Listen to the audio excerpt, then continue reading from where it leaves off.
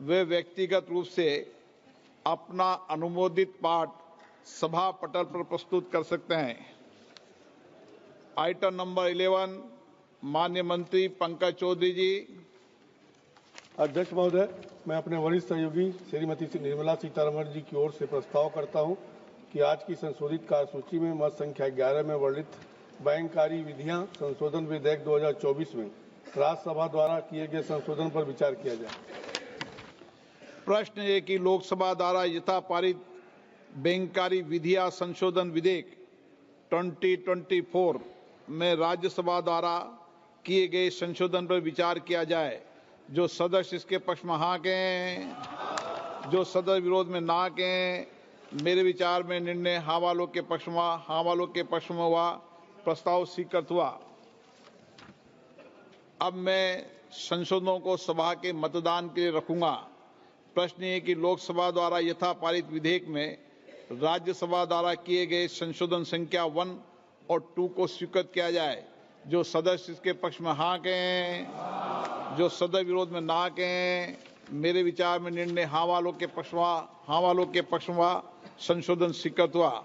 मंत्री जी अब प्रस्ताव करें कि लोकसभा द्वारा यथा पारित विधेयक में राज्यसभा द्वारा किए गए संशोधन से सभा सहमत है। महोदय, मैं प्रस्ताव करता हूं कि राज्यसभा द्वारा विधेयक में किए गए संशोधनों पर सहमति दी जाए। प्रश्न ये है कि लोकसभा द्वारा यथा पारित विधेयक में राज्यसभा द्वारा किए गए संशोधन से सभा सहमत है। जो सदस्य इसके पक्ष में हाँ कहें, जो सदस्य विरोध में ना कहें। मेरे विचार में निर्णय हाँ वालों के पक्ष में हुआ। प्रस्ताव स्वीकृत हुआ। लोकसभा द्वारा यथा पारित बैंककारी विधियां संशोधन विधेयक 2024 में राज्यसभा द्वारा किए गए संशोधन सभा सहमत हुई। आइटम नंबर 12 और 13 को एक साथ सभा में लिया जा रहा है।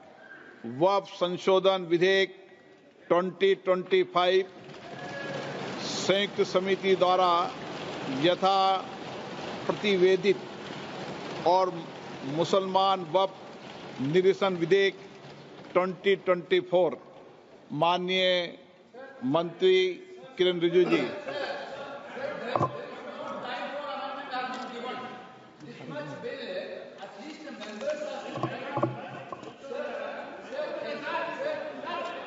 हाँ, बोलिए। This type of bill, when you are bringing it to the House, at least the members has to have the power to give amendments. Yesterday, what happened, sir? This bill has been brought into the notice of member only around afternoon. Then the amendment time will be ceased till 3:30. Then how can the members move amendments, sir? This is basically you are actually bulldozing the legislation, sir. This type of legislation bulldozing is not happened in this house, sir. Sir, members has to go. Why that, sir? You need to give time for amendment, sir. Sir, there are several provisions to be given amendment. There is no time at all. Okay, आप सुनिए। आप बैठिए, एक विषय मैं दे दूं।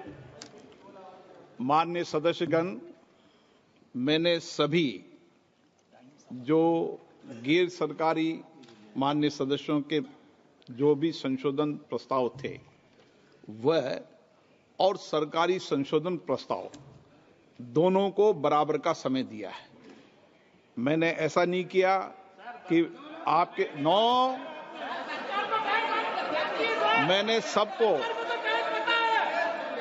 मैंने जितना भी समय गैर सरकारी संशोधन को दिया है उतना ही समय सरकारी संशोधनों को दिया है। मैंने दोनों में कोई अंतर नहीं किया गया है। मंत्री जी को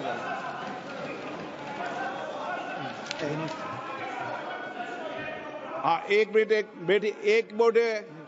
एन के प्रेमचंद्रन जी, आप बता दीजिए। Sir, my point of order is relating to Rule 80, Clause 1 of the Rules of Procedure and Conduct of Business, and under Rule 376 of the Rules of Procedure, and also colon structure, page 650.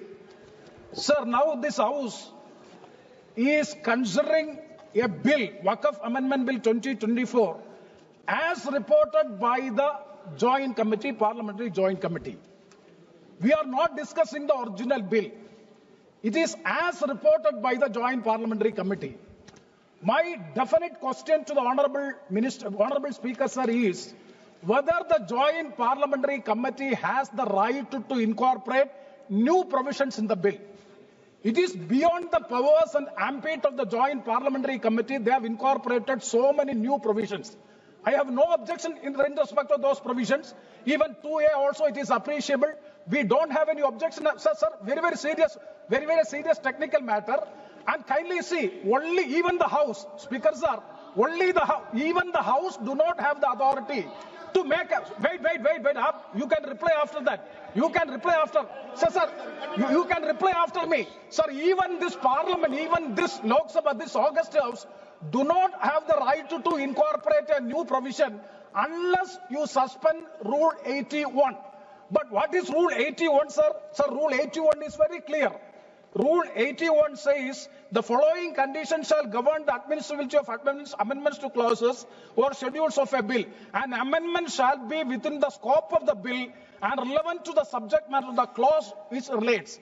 Whether these so many provisions in the new drafted bill, extraneous provisions are also incorporated, that will not come within the purview. That is why I am saying even this House do not have the right to make new provisions unless, let me please, unless and until Rule 81 is suspended. I do agree, sir, I do agree with you. The government has the power. The minister has the power. The minister has the power to move amendments, and also they can recommend. Joint parliamentary committee can recommend, but they cannot come with new provisions as a newly drafted bill for which there is no right. Okay. Sir, I am quoting Kawalan sector. Very important. पढ़ लिया आपका, मैं व्यवस्था दे रहा हूं, पहले गृह मंत्री जी बताएंगे. हो गया वो. मैं व्यवस्था दूंगा, पहले गृह मंत्री जी बताएंगे, फिर व्यवस्था.